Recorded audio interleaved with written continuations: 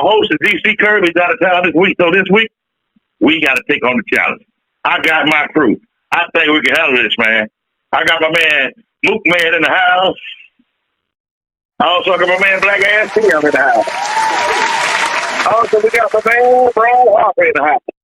And ladies and gentlemen, this is DisRace, the show by no hate, no fear, and we never run. I don't do it like DC, but I do it the way I do it. So what's up, man? How y'all doing tonight?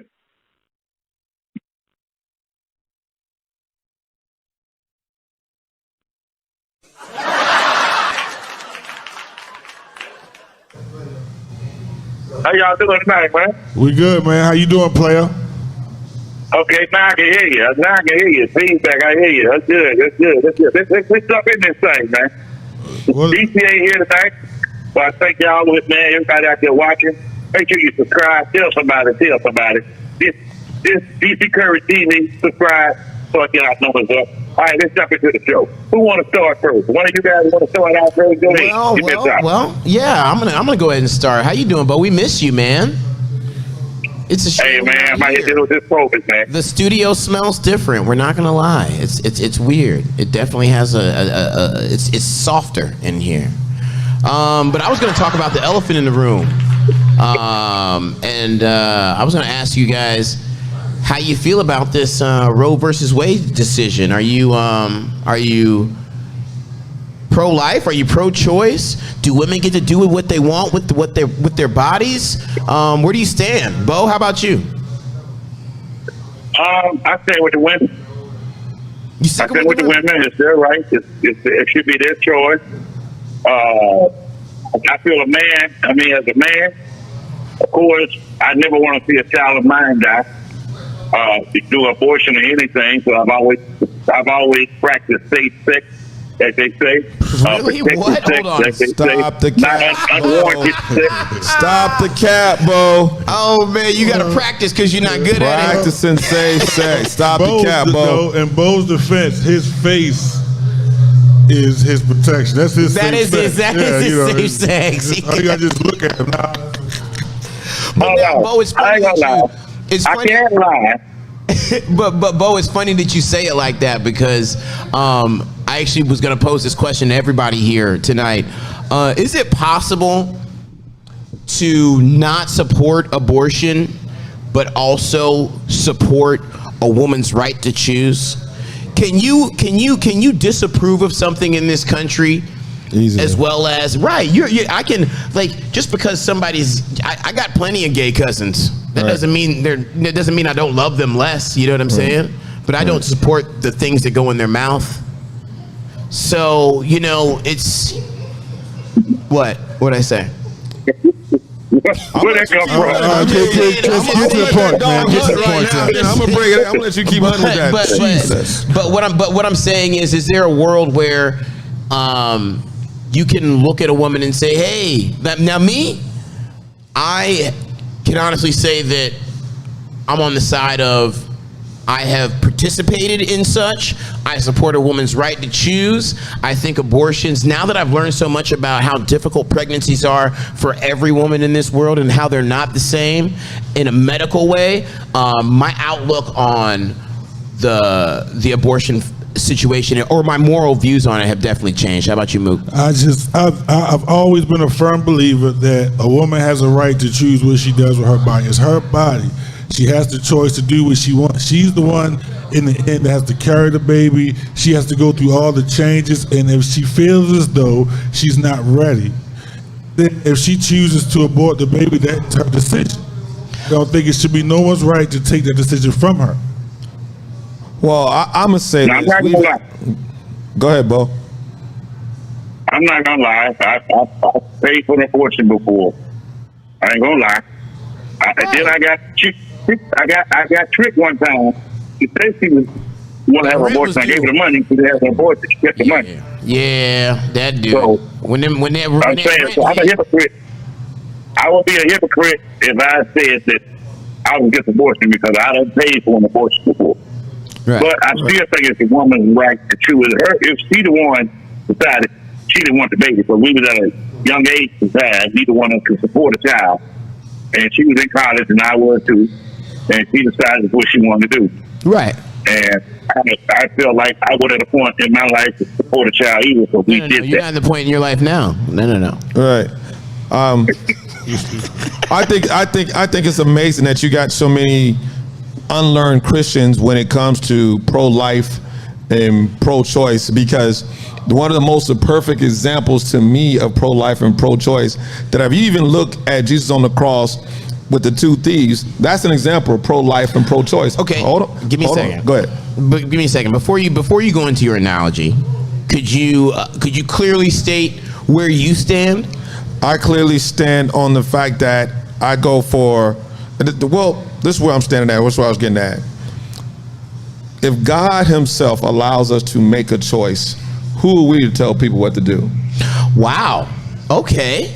I didn't see that coming. That's where I was going to it. I'm just saying, if God himself, what I'm saying is, when Jesus was on the cross, you had one thief who made a choice. That was a pro-choice. Even though he didn't believe Jesus who he was, he made a choice. Then the other thief who believed Jesus who he was, Jesus said, you'll be with me in paradise. So to me, that was like pro-life. He received life. The other one made a choice on not to receive. So how, if God himself gave these guys a choice, how do we come down because we're the Supreme Court and try to tell women what to do with their bodies? So at the end of the day, Brian, at the end of the day, Brian, you said all that to say that you are on the side for not pro-choice. So you're on the side. You respect a woman's right to choose. Have a right to choose, right?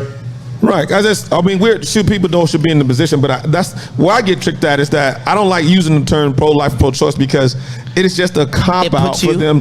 It's just a cop-out on what they're really trying to do. Well, now when you say a cop-out, bro. Now when you say a cop-out, we're talking about okay. So you're saying you don't want to say pro-life or pro-choice because in that, when you say pro-life or pro-choice, we're saying I am okay with babies dying, or I'm not okay with babies dying. Am I correct, Brian?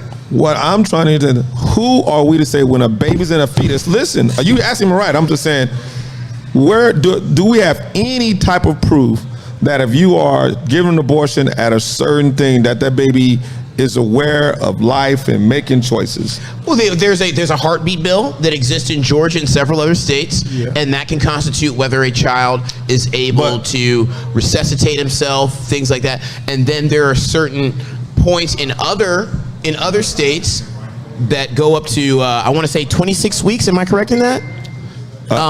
They go up to 26 weeks, and that is a heartbeat. And I guess we could look into the gestational period of a baby and all that. So do you feel that, because you're saying that when the child has feelings about being a child, but do you feel like when brain activity occurs, that is at the point when you should not be able to terminate the pregnancy? And I'm not trying to put you out here on the thing. If you don't want to answer, you don't have to answer. I have no problem coming at all. What I'm saying is, from a total biblical and Bible standpoint, a person is not judged until they get the age of 12. So is it truly murder when a child is committed? Because no matter what that woman, God gives us a choice. So if the woman does choose to kill that child, who's to say? Everybody making a big deal of murder, but isn't it God who gives that child the salvation? That child will be in a better place than had it been born. If you kill the child, because it's not up for. I'm just saying, the majority of people who push this are so-called conservative Christians. Totally. People who push it. Totally. All right. So if you truly are reading the word and call yourself a believer of the word, if you kill that child does not have been in a position to receive any kind of judgment. So technically, why are you angry if that person supposedly murdered that child when you sent that child back to a better place than it was coming into in the first place? Hold on. First of Go all, ahead, Mook. Can we not use words like murder? Murder? Well, that's what we use, because if somebody's conservative or right-wing watching this show, I want them to understand those are words they're using. Now let's be very clear. And I know the word murder is uncomfortable, but in the state of Missouri, as of right now, if you have a miscarriage, a natural abortion is what they're calling it. Mm-hmm. If you have a miscarriage, which is called a natural abortion, right, you are under investigation until they make the medical. Until they make a medical satisfactory assessment to make sure that that child was naturally aborted, was miscarried. Which is sad. And if it's not, then you could be prosecuted for murder. Which is sad. And again, we already know what they're trying to do. Those are states that are going to happen, right? The states are going to happen. Yeah, but go ahead, Mook. But we already know where that's coming from. At the too. end of the day, let's just get down to it. At the end of the day, why do you think that this abortion? Why do you think they so hell bent on this abortion law? What do you think is even the reasoning behind all of this Roe versus Wade? What do you think is the reasoning behind all of it? Can I go conspiracy theory first? Let me go conspiracy theory first. Because you're not probably on the same page when it comes to that. Because there's a really big assumption or conspiracy theory that the Great Replacement Theory is involved. And if you're not familiar with the Great Replacement Theory, it's not an actual theory. It's just called math. Basically, everybody has been having sex with everybody, and all the white people are leaving. And in the next 20 years, there will be more people of color than white people. Right. So in this attempt, the Great Replacement Theory is a part of this abortion plan. Now, there's another theory. Well, hold on. With that, go ahead. With that, there's also talk that they're thinking about trying to stop interracial marriage. And gay marriage. So now, do you truly think in this country that gay marriage now? And me and Mook talked about this before the show, and I hate getting into this or talking like this because I don't wish ill will on anybody. But ever since abortion rights have happened, you guys see the Greenville situation, watching all those white people get tackled for abortion rights, all that. Right. And now we have gay marriage possibly being attacked. Mm-hmm. There's something about being a black man in America, right, that I don't enjoy when bad things happen to other people, but watching white people deal with oppression is fucking hilarious to me. It is. It's like the funniest thing ever. They can't believe that their rights are being taken away. right. It's this. Right. Yeah. I won't say that I'm laughing, but I'm darn sure. No. You're entitled to laugh. Look. I'm not disagreeing with your point of view at all. I'm at all. What I'm saying is, I don't go, well, dang, that's sad for them. I'm like, all right, tough break. Right. I got that Dave Chappelle tough break inward. You know, that's the when I see them suffering, going through that, I'm like, tough break. Because I mean, we deal with stuff every day. Our rights are being taken away. I can't believe this is happening. And now gay marriage is going to attack the gay white male. Hey, Bo, what you say, Bo? I was saying, man, I agree with Brian Harper, man. This is just white people trying to protect their ass. They know they're being outnumbered by population by the brown and the yellow people, as they call it. And they trying to find a way to get the numbers equal. And it's kind of too late. Black people, we've been breeding them out for years. So, you know. But see, now let me hit you with this. I mean, let's just face it. Yeah. You look at television now, they're trying to cater to the gays and the interracial relationship. Everybody has to be seen. I mean, blacks and whites have been mingling for years. So the whites are being fizzled out because we're breeding them out. Right. There's a lot of brown and yellow blood out there and a lot of white people. And they trying to find a way to catch up. And this is the way to catch up. If they're going to stop, if they can handle abortion the way they want to, they control the numbers, the narrative. Right. Now, let me ask you this question. With all that in mind, knowing that, okay, if they trying to do this, right, make a comeback, make their race come back, and we already outnumber them, right? So if you stop abortion, if you think about it, like, well, if you're trying to make a comeback in your race, but you stop abortions, and you know how Hispanic people breed and how we have children, how black people have children, how would you stop? How could you make a comeback if we already in the lead, right? So the only way to make a comeback would be to sterilize us in a way that would keep us from procreating, so that they could catch up and be a domination. Because if we already ahead and we have more people, and we are more of a majority, how would you stop us from continuing to be a majority unless you figure out a way to stop us from procreating? So now on top of the great replacement theory, you pass me that, please. That thing right there. Okay. On top of the great replacement theory, and we're going to get back to this here in a moment, but on top of the great replacement theory, there's also this other theory, and I know in your position, Brian, you have to deal with social change as well as emotional change, trauma, spirituality. There's so many different levels to the things that you have to attend to. Right. Now, this next theory has something to do with the fact that the people that they're trying to make have abortions are impoverished. Mind you, these are young women who either live in a home where there is a possible incest situation, where there's poverty going on, where there's abuse going on. Right.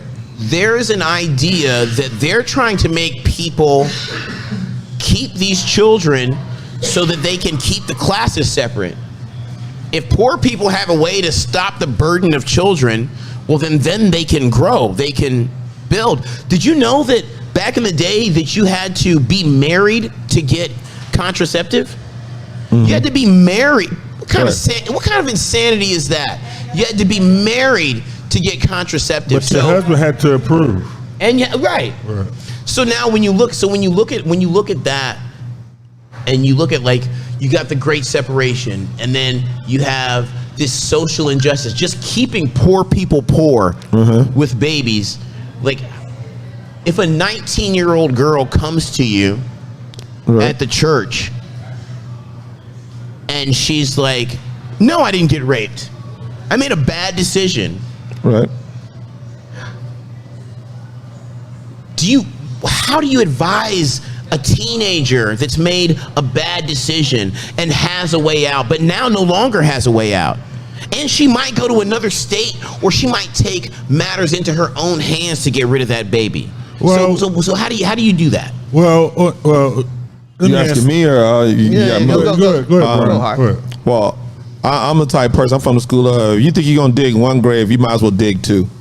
And for the way the government is doing things, I mean, they got their own downfall, because even though they're trying to bring back more of the white in numbers thing, we are a culture. We're one of the most mimicked races out there. Copy that. Absolutely. Out there. So again, if a young lady comes to me and is not a child she wants, why would I tell her to be burdened with something that, if she's not ready, not to bring that person in full? Now, I would advise her to really wait. I would advise her to really think on it and pray on it. But if she knows in her heart of hearts that she's prayed on it deeply, and like I said, decision been made, then yes, if there's another place where she can go, they didn't enforce it, then go ahead and do it. But yeah, but you still have to give her that spiritual and emotional support. That correct? is spiritual and emotional support. Because I'm gonna tell her, like I just told y'all, if you sit here and you got doubts and you know you're not in a position, and you can send that child back to a place of prejudgment, going back to a better place than where it's going to come here with you struggling, then I'm going to advise for that young lady to go to a place to where it can get done. So, and we're gonna let me say something. Go ahead. Let me say something. We have to flip this around and look at it also. When you decide to have sex as a teenager or whatever, you decide that's a big responsibility. And if you do what you can do to protect yourself, now we all know all contraceptive is not 100%. But if you're doing everything that you can do to keep that from happening, such as use protection, get on birth control, and something like that still happens, I can understand that. But when you are reckless and careless and then say, hey, I made a mistake, see, to me, that's where the line kind of gets a little shaky, because, you know, nowadays children are they exposed to a lot more than we were growing up. So that I didn't know doesn't fly a lot nowadays because you got more stuff accessible to you. So to me, being reckless and you go out there and get pregnant, that's one thing as opposed to, hey, I did everything I could, but this still happened and I'm not ready. Go ahead, Bo. I say this: a life is a life. It shouldn't be taken by nobody but God. I don't care if you did it recklessly, you try to protect yourself. You have protection on. A life is a life. It's like telling somebody if you have a child that's handicapped that you should have killed it before you had it. That is not good. You don't know what that child going to turn out to be. A life is a life. If two people decide to have sex, they need to understand the responsibility with sex comes all of these things. Okay, so if you don't worry about abortion. Don't worry about abortion. Worry about abstaining from sex. Unless I can see if you were raped. If you were raped, that's something different. You know what I'm saying? So that's something different. But a life is a life. Nobody should be able to take life but God. And life should be born into this world and decided upon from there. I don't think anybody should be able to take life before it's born other than God. And we gotta go to break. So finish up what you want to say so we can go to break. Oh well, I was just gonna say, and I know we're gonna stay on this subject. We're headed into the next segment, but in the next one we're gonna talk about what's supposed to happen now that you've had all these children. Now that the government says you can have all these children, now you have to have these children. So now who protects these children? The government never told you how many kids to have. The government never told you how many kids to have. We have kids right now that are getting school lunches during the pandemic. People can't feed their children now. So what are we going to do about that? We'll be right back.